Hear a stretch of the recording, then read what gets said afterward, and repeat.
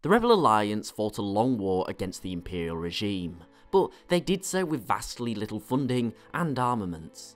But how exactly did the rebellion get these provisions, and was the Empire to blame for this?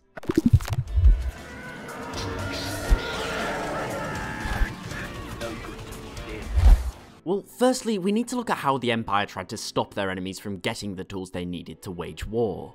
Firstly, Sidious introduced a lot of regulations, for example the selling of weaponry, and he straight up banned large-scale droid armies. As well as this, Sidious had the ISB keep a close eye on his political rivals, ensuring that they couldn't start funding to insurgents. And finally was the fact Sidious absorbed most companies and organisations with the resources to manufacture weapons when he became Emperor. Kuwait Drive Yards, the Techno Union and many more were basically under Imperial thumb.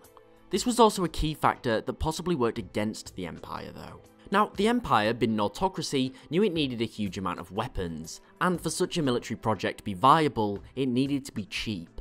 The Empire did this by strong-arming companies to lower their costs, and this involved things such as employing slave labour, etc. But this also led to a few huge companies having monopolies on nearly all military contracts, the largest of which was possibly Kuwait Drive Yards. For this reason, many smaller companies that specialised in making ships, weapons and armour, etc. found themselves struggling to get business that they could do and make a profit. Simply put, they couldn't keep up with the sheer competitiveness of the conglomerates, and for this reason, they were forced to look elsewhere for business. Having to sell their wares on the black market was very risky. Sidious would likely dissolve any companies found to be trading with the enemy, but for this reason, these smaller businesses could sell their black market items to the rebellion at a greatly inflated price, for compensation for the risk. These illegal trades could have been prevented if Sidious encouraged a more healthy competition between companies as opposed to giving nearly all contracts to the biggest and cheapest. And it would have probably driven innovation with companies, and maybe even made a more formidable Imperial military. The second reason the rebellion was able to arm themselves so well was due to the Clone Wars and Imperial wastage. When the Clone Wars was brought to an end, countless worlds were left flooded with Separatist and Republic technology and equipment, and a lot of this equipment will have been salvaged and sold.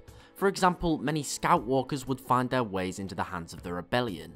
We also see how the Empire had a rather minimal security look on how it disposed of Clone Wars era tech, meaning it could easily be stolen or traded off by corrupt officials. Not only this, but when the Republic/Empire withdrew from worlds following a battle, a lot of the time they left a lot of equipment, and this is true in our world as well. A lot of the time, reloading and shipping the weapons and vehicles used isn't worth the cost when new ones can be purchased for just as much or less. And again, all of this left behind technology can be salvaged and sold on. Ultimately, if the Empire had focused more on making a fair market that didn't push the smaller companies into the black market, and took better care of its obsolete or disregarded tech, then I don't think that the rebellion would be anywhere near as well prepared as it was in our timeline. But what do you think? Thanks for watching. I do hope that you enjoyed this lore video. If so, please remember to like, share and sub for more content, as it's really appreciated and it helps the channel grow. Also, don't forget to tick the bell to get regular updates, and follow me on Twitter at TheLoreGuy. Thanks again for watching. I really do hope that you enjoyed this video, and I'll see you next time.